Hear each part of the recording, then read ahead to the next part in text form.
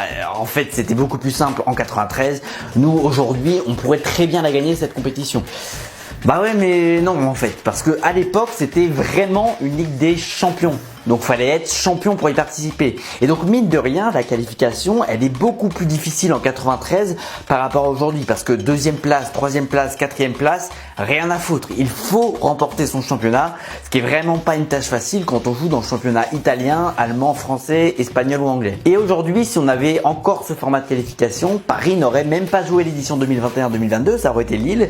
Et sur les 10 dernières années, Monaco aurait participé à une seule édition et Lyon, eh ben aucune. Oui, mais il y avait pénalty. Voilà, je pense avoir répondu à cette première question sur le niveau de la compétition. Maintenant, l'autre grande question autour de ce titre, c'est est-ce que Bernard Tapie a acheté la Ligue des Champions? Bon, déjà, comme c'est une longue vidéo et qu'on vient de répondre à une grosse question, ce que je vous propose, c'est de faire quelques secondes de pause. Ça va mieux ta mère, Léon? Elle est morte. Ça n'a pas été facile les derniers jours, c'est vrai.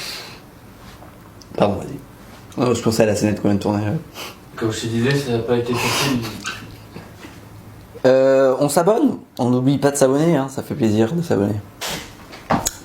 Donc du coup, l'OM de Tapie, c'était un peu l'OM des magouilles. Apparemment, Bernard Tapie, il avait carrément un budget réservé à la corruption. Et au club, a priori, tout le monde était plus ou moins au courant. Bon, il n'y avait pas de budget officiel corruption, hein, mais ça devait être un petit peu caché forcément pour pas se faire choper. Inspection des finances de la Ligue, bonjour. Bonjour, Bonjour monsieur. Bonjour. Pour l'achat des joueurs, on est sur 18 millions. Sur l'entretien du stade, on est sur 25 millions. Ok. Et sur les salaires des joueurs, on est sur 13 millions 52. Et qu'est-ce que c'est que cette dernière ligne? On a changé les poignées de porte, c'est 450 millions. Voilà. De combien? Comment?